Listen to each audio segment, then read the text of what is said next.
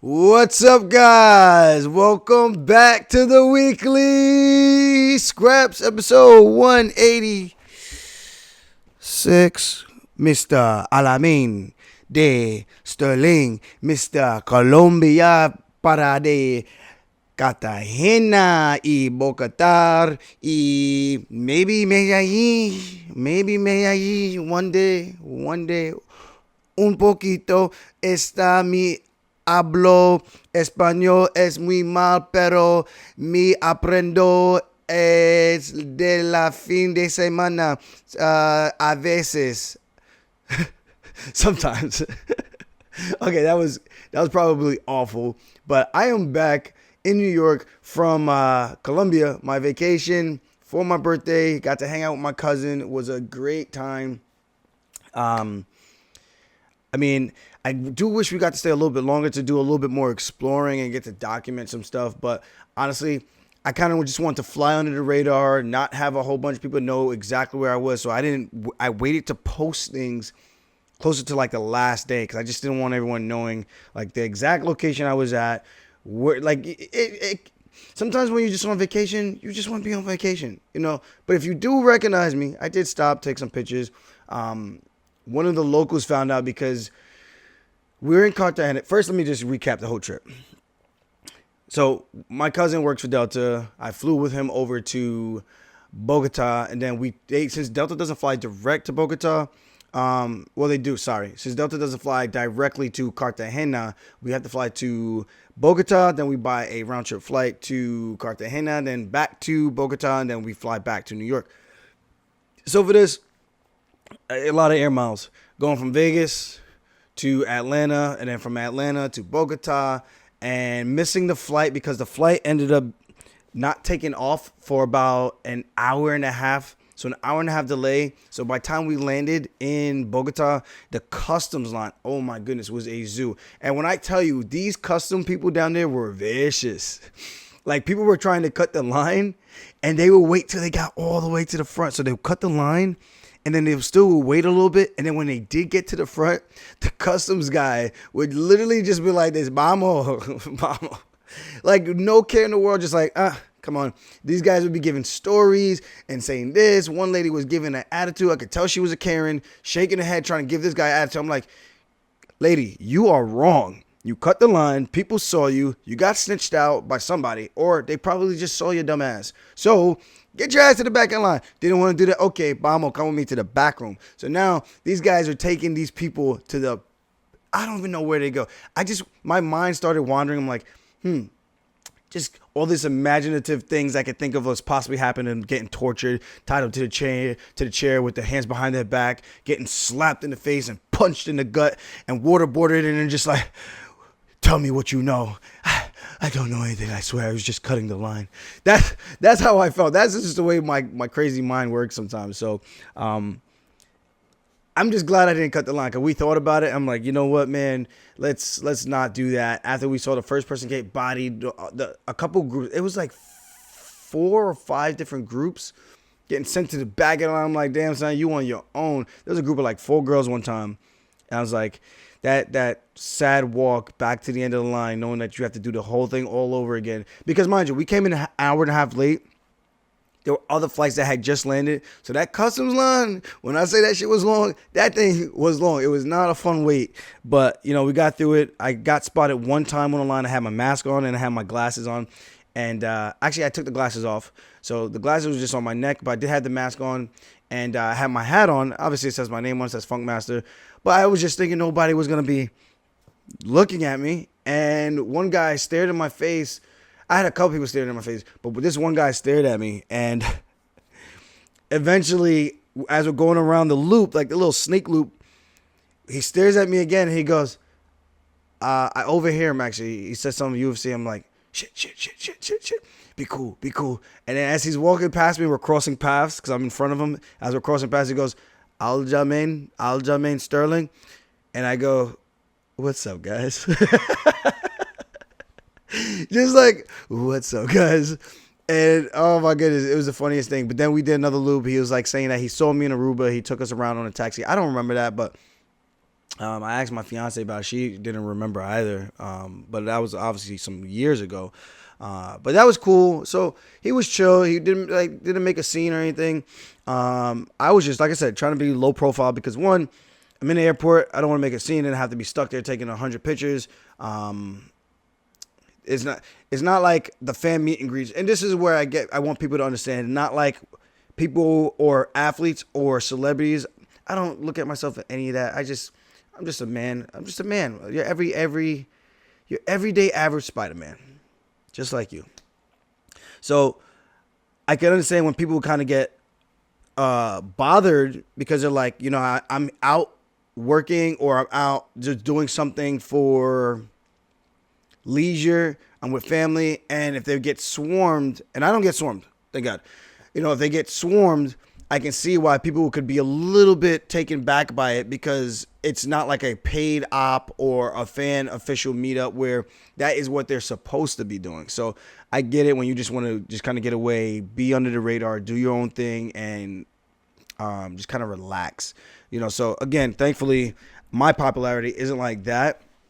But you know how it goes. You start taking one picture, people start asking, who are you? I'm like, I literally just say, I'm just a regular guy. That's all I say, And if you don't know who I am, that's cool. I don't think you should know every single person who plays a sport or does anything. It's just, there's so many people in the world. We're all just human beings. That's it. And that's what makes life so great. We're all the same, in my opinion. So treat people accordingly, So it was cool that they did ask for a picture, but it was, actually, no, they didn't. Yeah, they didn't ask for a picture. So it was pretty low key. I gave him a fist bump and we got through the line and kind of gave him a wave or whatever. So whatever. The flight came in late. We missed our flight to catch that leg. It wasn't the connection flight. That was just a separate flight we were going to buy. So it got in late. So we had to stay in Bogota for the night. We went to this nice restaurant that was right down the block from the hotel. The hotel was cool, clean. They served beer 24 hours of the day, they said. My kind of place, especially on a birthday weekend. So that was cool. And then we flew out first thing in the morning. I want to say we got up around 6, and I think the flight was around 8. Something like that. But we made it because it was like 6 minutes away from the hotel. So we got there in time. And we got to go to Cartagena, got to drive in, got to take pictures and videos. Those type of things I posted. And it was cool to see that wall. So we stayed inside the wall, which is insane because it kind of looks like from pictures, in my opinion, reminded me of like Venice. Like a mini type of Venice type of vibe. Like the colors, the tightness, how I guess narrow everything was, and the cobbled streets, not like Greenwich cobbled streets, but like a older type of century type of cobbled, whatever. So it was cool. We had a great time. The bars were cool, and I love traveling with my cousin. Shout out to you, cuz. Thanks for having me come out and setting everything up because he coordinated everything. Like for me to have coordinated all that would have been very, very difficult because there were so many moving parts. He took care of the hotel, he took care of the flight, and he made it a seamless trip for me. And all I had to do was pretty much send him some money for like my half of the payment. So that was cool and made my life so much easier. And I just love being around him because his energy is always so good, so positive. Even when he's having a bad day or he's in a bad mood, he somehow finds a silver lining. And I respect that so much because I think we're very similar, him and I. And to have someone who can match your energy and just have a good time with you and someone that you can just be yourself around, it's very, very relieving. We grew up together.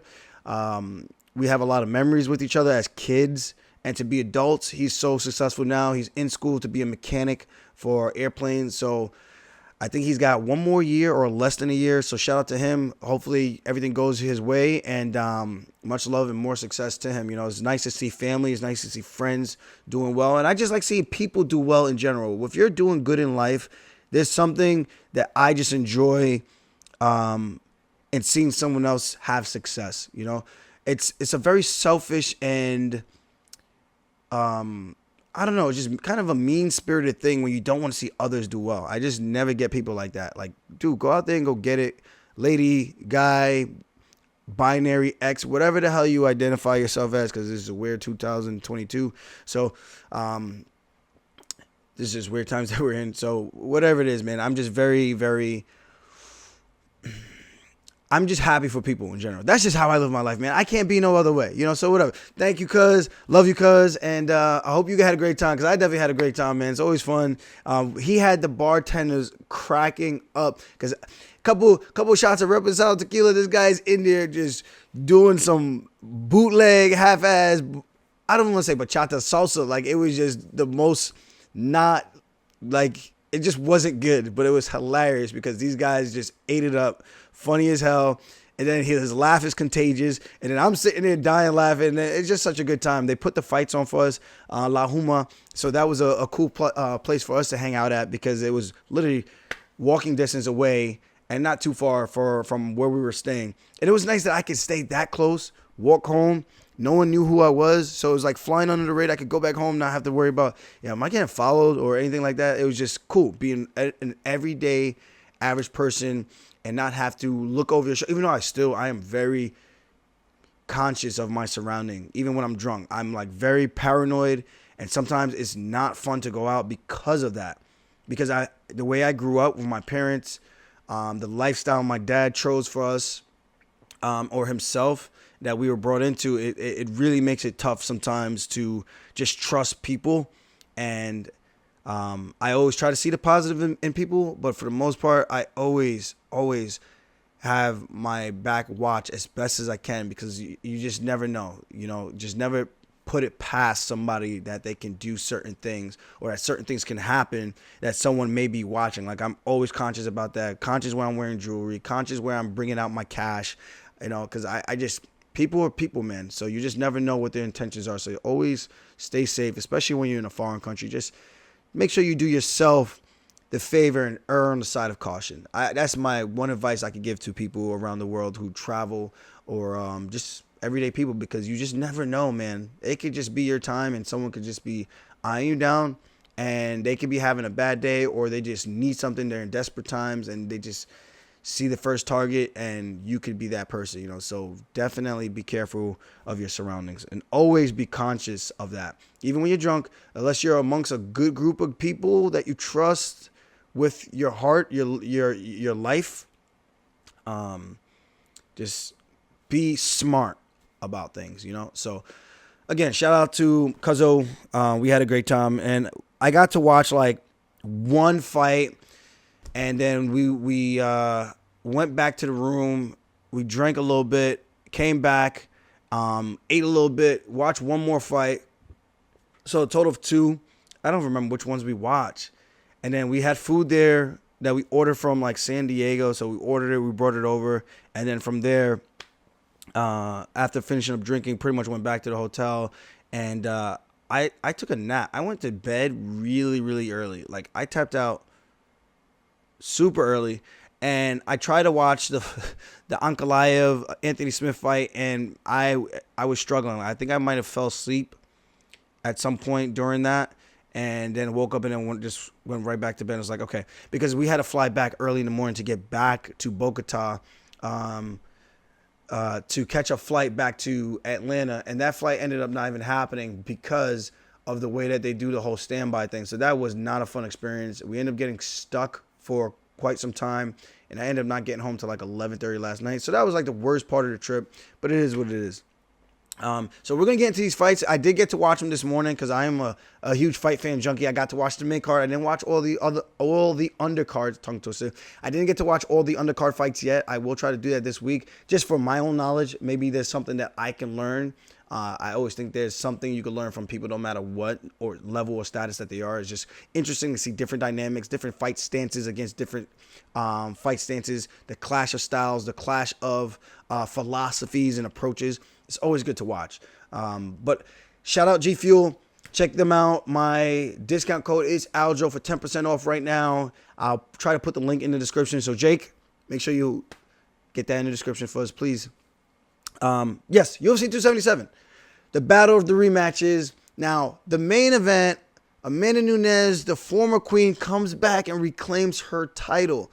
Now, this does not always get done.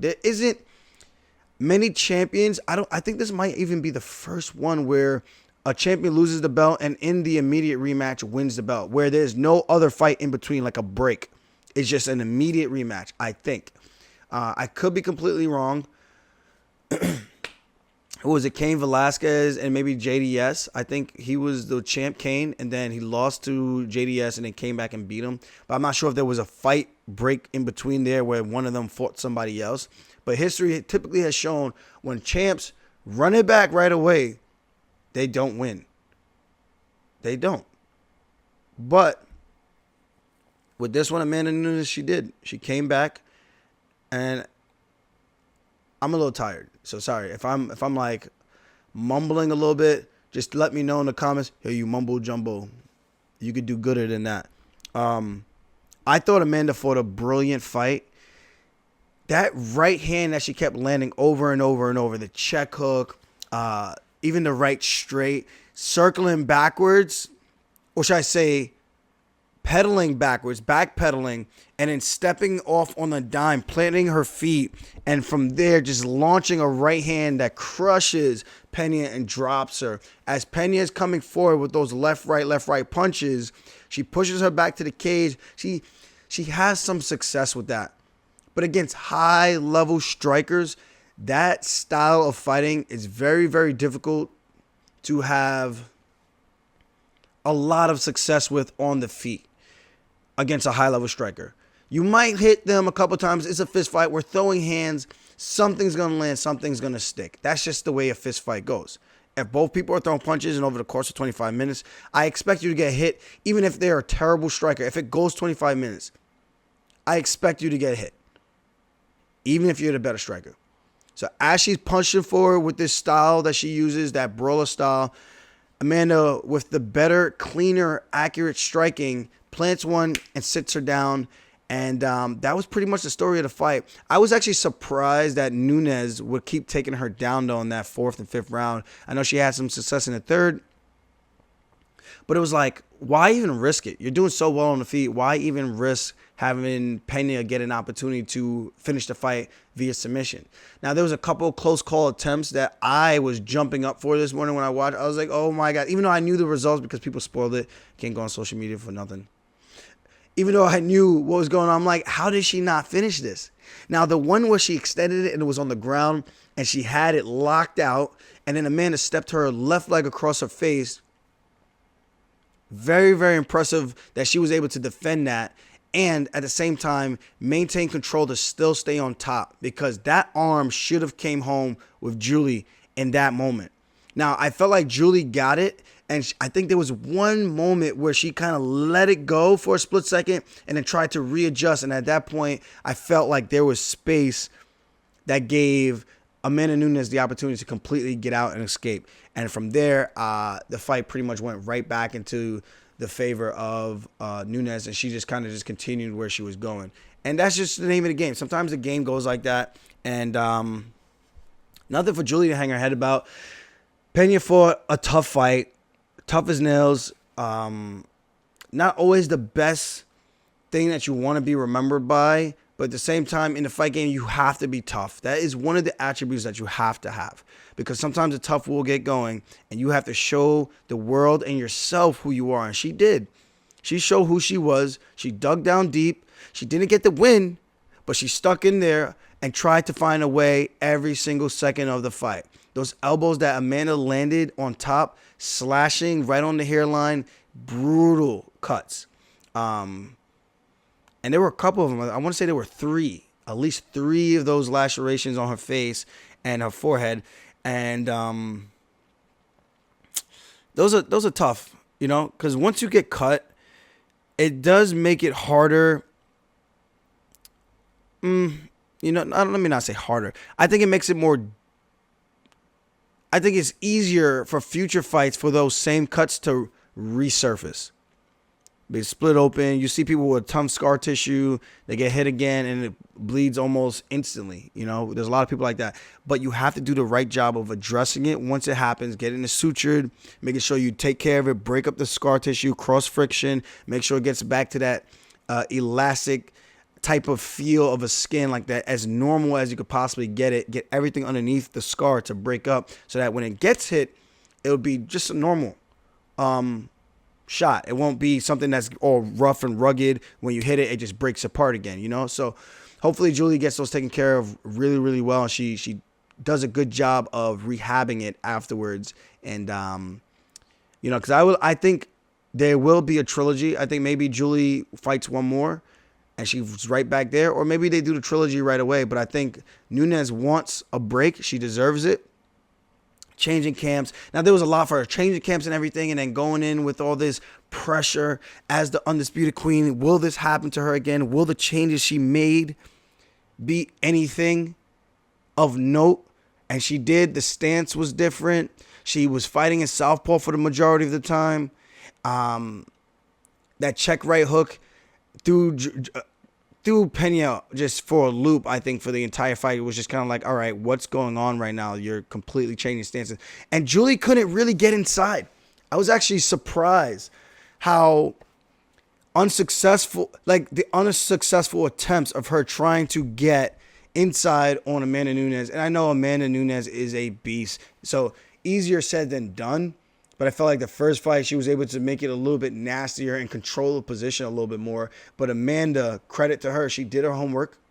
She revamped herself and came back and fought a brilliant fight and just made it really tough for Peña to have any type of success really in there. And I feel like the one shot that landed, I can't tell if that was from a punch or from the headbutt. When they clashed heads, I think it was in the third round, maybe even the fourth. I don't know. But I know there was a clash of heads. And I was wondering, because I'm like looking through the fight, I'm like, at what point did Peña land something that hard or multiple times to swell up Amanda Nunes' eye like that? And I was trying to go back and find him. Like, I just couldn't see what strikes were accumulating enough damage to have done that. Or was it just simply the headbutt that caused that? I think the headbutt also caused Julie to split her head open, if I'm not mistaken. That was a tough fight, man. Both girls brought the best out of each other. Julie pushed Nunes to either have some newfound passion, kind of re-inspired her a bit, or just push her to elevate her game, you know? So shout out to those ladies. Take a bow, because that was probably one of the best female fights in a very, very long time. Very competitive. I don't want to say like a lot of back and forth, but it was competitive. Like, Peña was in there. She didn't just roll over and take a beating. She took some licks, but she kept coming forward. And I think that's what it's all about, to make it competitive. It wasn't like, I mean, you could still have it one-sided, which it fairly was for the most part. But there was moments where it looked like Peña was getting the crowd on their feet, kind of like the Ortega and Volkanovski fight, where you have those two big moments where it looks like the submission is on and the fight's about to completely change tides in the blink of an eye, you know? So, good fight. I thought it was a fun fight, and I thought both of them, again, brought the best out of each other, and I think that's the most important thing. So, both of you ladies, take a bow. You deserved it. Who's bad? Now, this next fight, Brandon Moreno, I keep saying his name like that. I hate that I can't say his name when I'm talking fast or when I'm just talking like in a rhythm. Okay, so this next one with Brandon Moreno and Kai Kara-France. Interesting rematch, because in the first round, I felt like Moreno was having his way, doing whatever he wanted, getting that leg out of the way from those early leg kicks from Kai Kara-France, doing what I call a hollow out, whereas you're on that foot and you kind of just slide it out of the way, and where you almost like retract your kneecap to just barely get out of the way of the kick. So they throw the kick, you hollow out, boom, that leg is no longer there to be hit, and then you could attack forward or press forward if you will. So in that position, I was like, I love these adjustments that Moreno's make. He's very, very hard to hit right now. He's establishing the jab, controlling the space, dominating the range. The only thing I was kind of worried about was like, please don't poke him in the eye. Please don't poke him in the eye. Because a lot of times he had his hands out. And I was like, dude, if this fight gets scratched because of an eye poke, I'm going to be very, very sad. Very, very sad. Because it was a highly anticipated matchup. And then as the fight goes on, Kai starts to land those leg kicks. Now he goes for that inside cut kick when Moreno goes to the high kick. So Moreno goes to the head kick. Kai went for the cut kick twice. And maybe it's 2 or 3 times. But I definitely seen it one time for sure. And then either the second or third time, he catches it in that third round and takes Moreno down. Lands a nasty elbow that has Brandon looking different in the fight almost instantly. So he's having success with the combination, landing some good combos on the feet. Kai's starting to find a home for his shots, landing that beautiful inside leg kick. Now his timing, watch when Brandon goes to jab, he would slip with it and land the kick, or slip with it and land the inside leg kick. That, to me, took time for him to catch his time in, get the range right, all the right reads beforehand, even though he was getting kind of, I don't want to say picked apart, but he was getting hit a lot more than Moreno was in that first and second round. And then slowly but surely, he started to chip away, and then he started to accumulate some serious damage on Moreno. And then I'm like, this fight is starting to change tides really, really quick. So Moreno needs to make some adjustments. Great coaching from James Krause in the corner. Tell him to finish with the kick sometimes in the left hook. And then eventually he goes out there and Moreno just keeps throwing that left kick. He went for it a couple of times. Then when he goes to the body with it. Now, Merab does this in drilling. Not so much in sparring, because I think Merab does this where he'll throw the kick, but he'll throw with his toes and dig it into your ribs, like looking to plant it inside your body and sink those toes right in there. And if you feel what that feels like, take your fingers and just go right up in the rib. That don't feel good. So imagine the toes when you kick that thing hard as hell. That shit hurt. So when it hit Moreno, when it hit Kai Kara-France, when Moreno threw that kick and it hit him, he threw a nice combination, beautiful, distracted him up top, and then as he pushed forward, he came in with that left body kick again and dug the toes in there as he stoned the kick. I don't know if he intentionally looked to try to sink the toes into his ribs, but it looked like he just threw the kick, but the toes seemed like they hit and planted. And as it landed, almost a second later, Kai Kara-France is on the ground in pain, because that was a nasty kick. And then from there, he put the finishing touches on and got the finish for the fight. And I thought that was beautiful. Not easy to do. When someone hits you with a body kick, that's one of the things I love, because it shuts the body down and you voluntarily go down. You have no choice. You're conscious. Your lights didn't get shut off. Your body just decided to quit on you, because that's what it is. Your body quits on you and you have no say in the matter. It's almost like someone's controlling your body and making you crunch up in fetal position because you can't move. You feel paralyzed, like you want to move, but you can't. And as Moreno's swarming, I'm like, yeah, this fight's over. He's not going to recover from this. My man would have had to roll over to the other side and start kicking his feet at Moreno to make it look like he was trying to stay in the fight. Because as much as he wanted to stay in the fight, it was virtually almost, as Mike Goldberg used to say, virtually identical, virtually impossible for him to get out of that position and recover while his body was so compromised. You could see the pain that he was in. And he was down for quite some time before he actually got to his feet, if I remember correctly watching this morning. So it was a brilliant fight, a high-level chess match. In the very early beginning, Moreno trying to establish control, which he did, getting out of the way of the calf kicks, dominating the range. Anytime Kai would advance, he would slide right back out. And he was hard to hit. And it's somewhere like towards that second round, like maybe halfway through, Kai started to land those leg kicks a lot more. And then the third round, after he was bleeding Moreno, you could see Moreno getting a lot more aggressive, kind of getting more emotional than he should have been.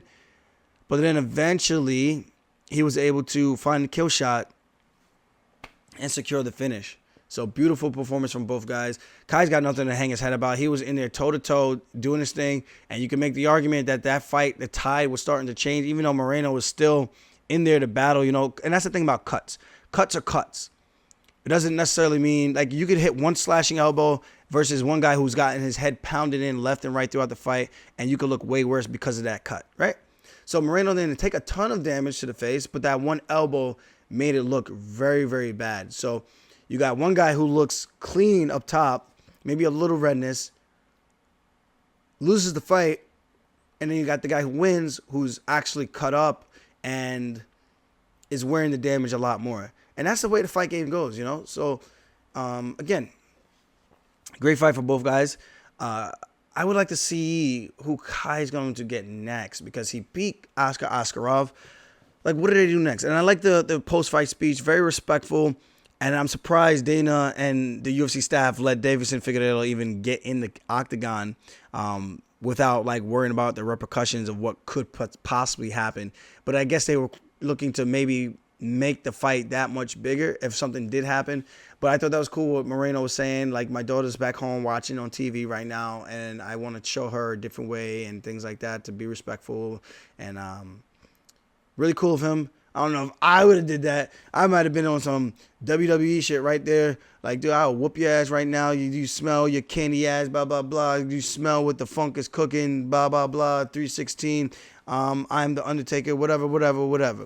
I would have just been talking some shit. Might not have been like, oh, people would have said, oh my God, they're so cringe. Shut your ass up and just enjoy the show. That's it. We're going to fight, and that's the show. You know what I mean? So everything beforehand is like, either you like the drama or you don't. And if you don't like the drama, don't watch the drama. Just watch the fight. You don't have to input your shitty opinions every single second that you get an opportunity, you know? This next one, which one was that? Sergey Pavlovich versus Derek Lewis. Early stoppage for sure, in my opinion. Now, whether or not Derek Lewis would have actually recovered like fully to come back and win, I don't know. It's the heavyweight division. We never know what's going to happen. Now, Pavlovich, I'm going to just call him Sergey because I'm probably saying his last name completely wrong. Sergey was throwing these winging punches, and I'm just like, dude, it's always fascinating to see how far people can get with technique like that.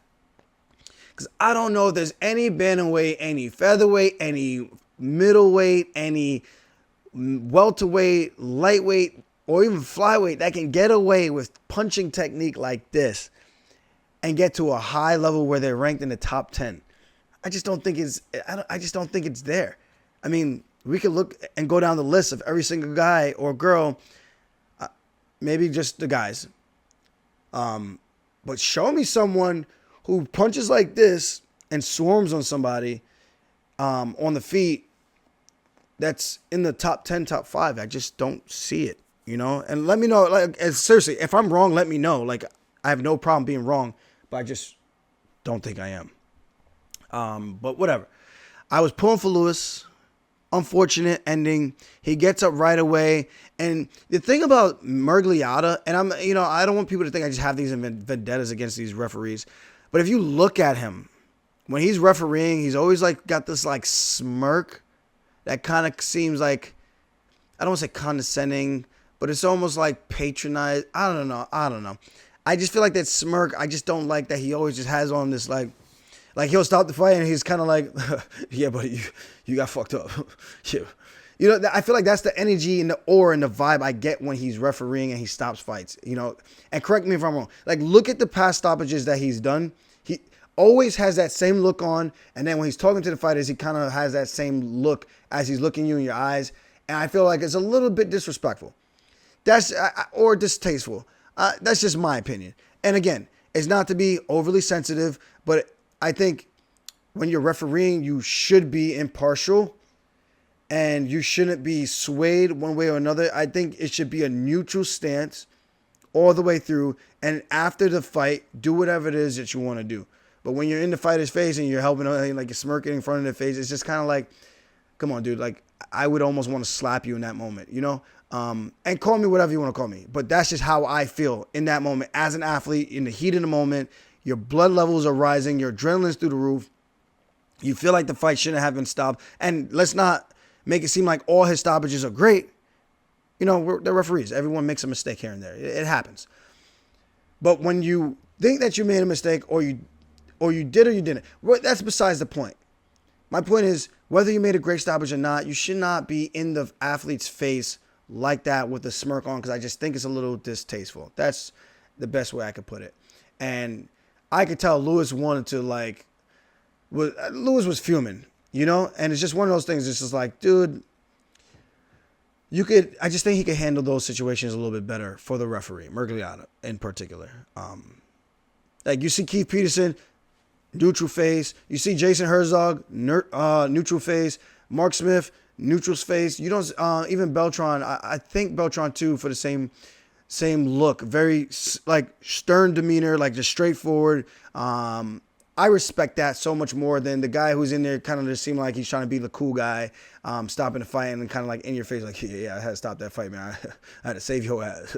Like that's not cool. That's the best way I can break it down. It's just not a cool feeling, especially in the moment of defeat that you are declaring defeated because you stopped the fight, right? So I'm surprised there hasn't been anyone who's kind of like shoved his big ass, but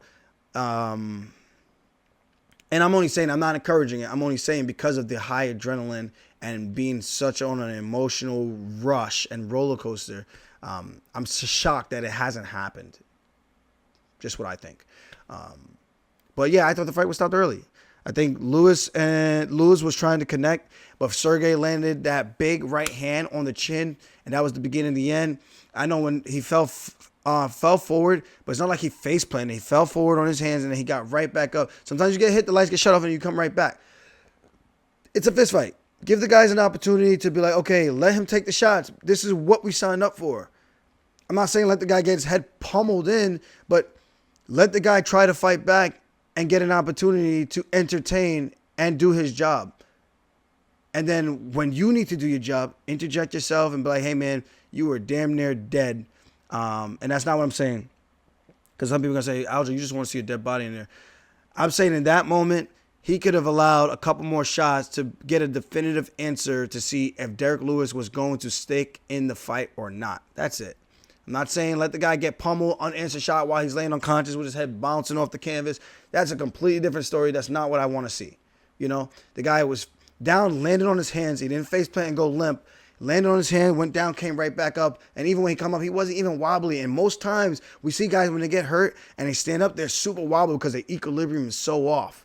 And that could be like, oh, well, you were hurt. I'm like, yeah, no shit, dumbass. But the point is, I'm hurt, but I'm still in the fight, trying to stay in the fight, and you stop me from fighting. That's what happens. If someone spins you around for 10 seconds and you're in a circle and they stop you and you start walking, you're going to be all discombobulated, bro. It's just natural. You got rocked. Your equilibrium is off. Does that mean you are not fit to continue? Maybe it's going to be difficult for you to defend some stuff because you're going to be all over the place. But you are still in the fight. You are still conscious. You can still intelligently respond and defend yourself. If you're keeping your hands up, you should be okay. If your hands are down, you're just kind of like getting rock and sock them all over the place. Okay, the fight should be stopped. But if that's not what's happening, let the fighters fight, man. Just let the fighters fight. But this way, when there is a case for them, well, I should say this way, there is no case for that athlete to ever go back and say, well, this was taken from me because of so-and-so who ref my fight. This completely removes all that. And again, it's a thankless job, so thank you to all the referees out there. Dan, you're not the worst guy. I'm just saying, when those situations, I think you can handle those situations better. I don't know if you even listen to this goddamn podcast, but I'm going to put it out there because people are going to think I'm just talking shit about referees. That's not the case. It's a thankless job. You guys try your best. And I just think if you're conscious about that, it could just be a little bit more respectful towards the athletes. As simple as that. Where are we at right now? This next one, oh man, Alexander Pantoja and Alex Perez. Wow. I felt like this guy came out and summoned, and I hate when I do this podcast and like I'm bringing myself up, but it was very reminiscent of my fight with Corey Sandhagen outside of the punches. It was more so me throwing I don't even think I even threw I threw one kick, I think. And then one punch into the takedown. Same thing, but on his back, climbing, reaping against the face. And I'm just like, that choke is about to be on. And once he was on the chin, beautiful figure four body lock. Alex doing the right thing for the most part, but once he let go of the other hand, the other one got under his chin. It's very, very difficult to defend that while standing up. Because you give the guy the opportunity here. You can 2-on-1 this all you want. As long as I can cup this shoulder and I can get around your neck, as soon as you let this hand go and I start yanking it out and I can get this around your head, I can put enough pressure and squeeze until I get you out of there. Beautiful finish. I feel gutted for Perez after going from a title shot, losing to Figueiredo, getting finished by guillotine in round 1, and then losing by rear naked choke in round 1. It's really tough to know what he does from here. Last time he fought was against his loss to Figueiredo, and that was in 2020 of November.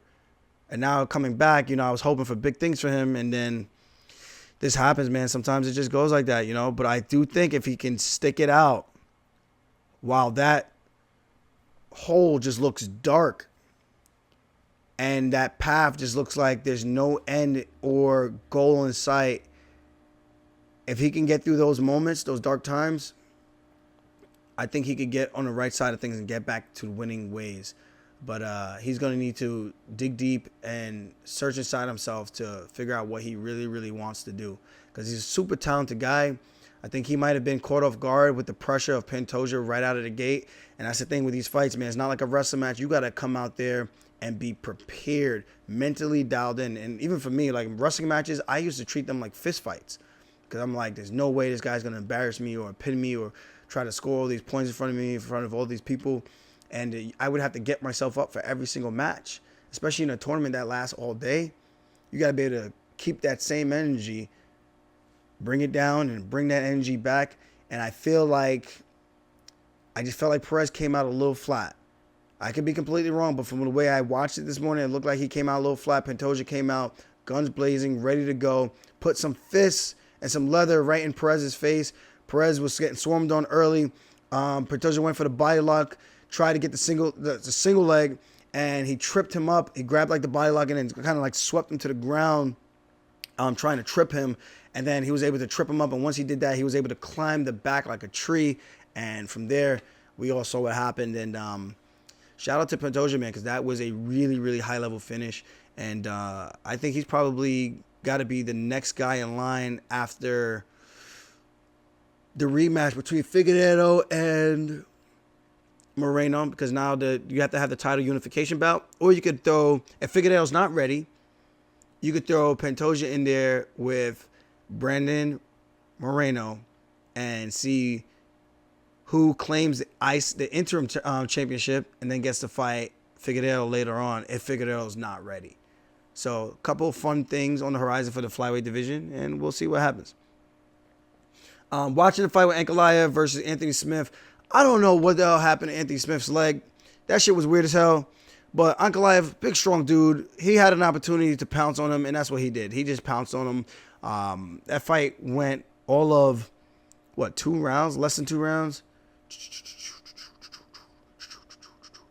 Yep, less than 2 rounds. Magomed Ankalaev now 18-1. And it kind of sucks because now this injury puts a little bit of a asterisk on the fight with Ankalaev. And I feel for him because obviously he got injured throwing the kick against Ankalaev, so he caused it. But it's still one of those things, like, it's just such a weird thing to happen when it's an injury like that, because we didn't get to see like the full fight. And it looked like Ankalaev was having his way, doing what he needed to do. Smith tried to press forward in that second round. It came out aggressive, but I just felt like that leg was so compromised that he really didn't have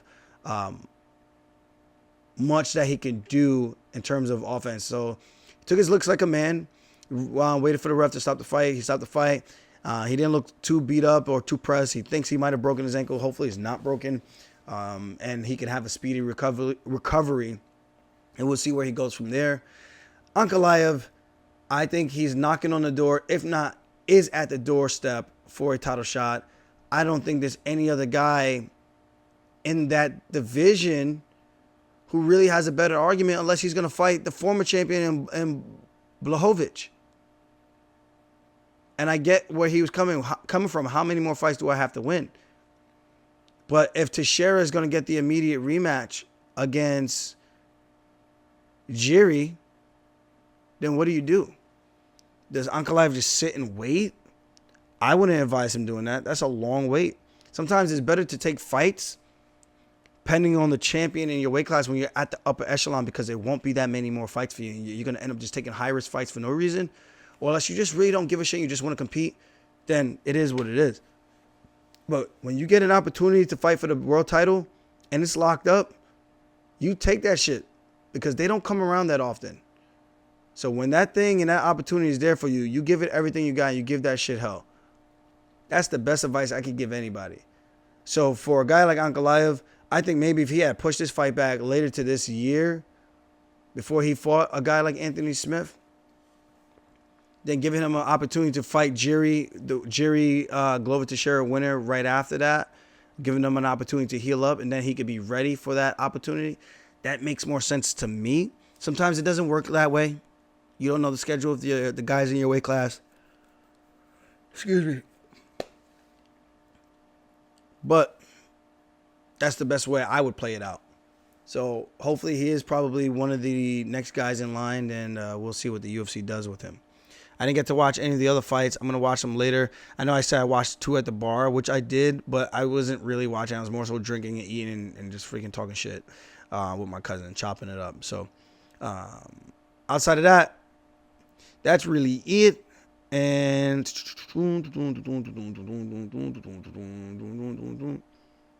yeah, I think so. All right, guys. So as always, man, thank you guys for tuning in. I'm back from vacation. I need a little bit of a recovery day. I got to go see my mom. I didn't get to see her. And I'm going to go have lunch with my fiance on her lunch break at work. So thank you guys as always. Much love. Stay blessed. And again, thank you guys for all the birthday wishes, the B-Day love. Super appreciate it. Checked my DMs. Couldn't be happier and couldn't be in a better place. So again, thank you guys. It means a lot to me, and hopefully more good times to keep rolling in for myself and for you guys as well. As always, stay safe. And if you like my shit, subscribe to my shit. We're spinning back fist, baby. See you guys later. Peace.